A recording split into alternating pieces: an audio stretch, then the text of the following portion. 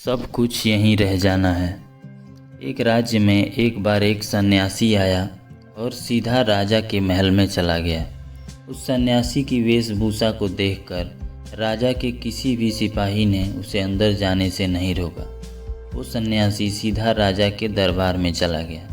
सन्यासी को अपने सामने खड़ा देख राजा ने उनसे पूछा, आप कौन हैं और क्या चाहते हैं? सन्यासी बोला, मैं एक आध्यात्मिक गुरु हूँ और प्रवचन देने के लिए दूसरे राज्य जा रहा था, लेकिन अब दिन ढलने को आया है तो मैं आज रात आपके महल में ही रुकूंगा। रात बिताने के लिए बस मैं थोड़ी सी जगह चाहता हूँ। सन्यासी की बात सुनकर राजा बोला, ये एक राजा का महल है, कोई विश्राम स्थल नहीं जो आप यहाँ रात में रुकना चाहते हैं। आप बाहर जाइए, वहाँ रहने की आपको कोई ना कोई जगह मिल जाएगी। सन्यासी ने राजा से फिर प्रश्न किया, महाराज क्या मैं जान सकता हूँ कि आपसे पहले ये महल किसका था?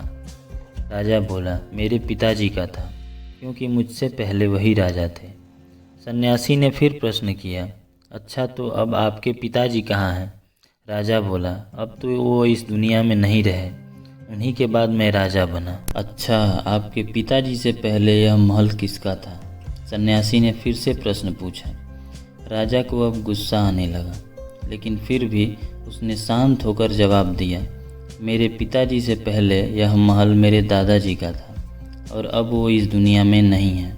अब सन्यासी बोला, ये जगह जो ना कल तुम्हारी थी और ना ही तुम्हारे जाने के बाद ये किसी और की होगी। इस संसार में लोग कुछ ही समय रह पाते हैं और फिर चले जाते हैं। जहाँ हम अपना समय बिताते हैं वहीं हमारा विश्राम स्थल होता है। ना तुम इसे अपने साथ लेकर जा पाओगे और ना ही कोई और।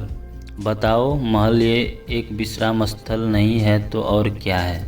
राजा उनकी बात समझ गया और हाथ जोड़कर माफ़ी मांगने लगा। उसने सन्यासी को रुकने को जगह दे दी। तो दोस्तों, ये बात तो हम सभी जानते हैं कि इस संसार में हम कुछ भी लेकर नहीं जा सकते। खाली हाथ आए थे और खाली ही हाथ जाना है। जब तक इस संसार में आप हैं तो मैं या मेरा इस चक्कर में ना पड़ें। ज़िंदगी में धन, लोभ, मोह, लालच के पीछे ना भागें। भागना है तो खुशियों के पीछे भागें।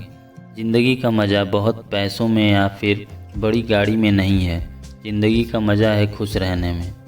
खुश रहो, क्योंकि दूसरों के पास चाहे बहुत सारा पैसा हो, लेकिन इस दुनिया में वो जाएगा खाली हाथ ही और उसके धन का भोग कोई और करेगा। और अगर पैसा होकर भी आपका जीवन दुखों से भरा है तो आपकी ज़िंदगी अपने आप में ही बेकार है। तो याद रखना और इस पर गहराई से सोचना, आलीशान ज़िंदगी से बेहतर है एक खुशहाल ज़िंदगी।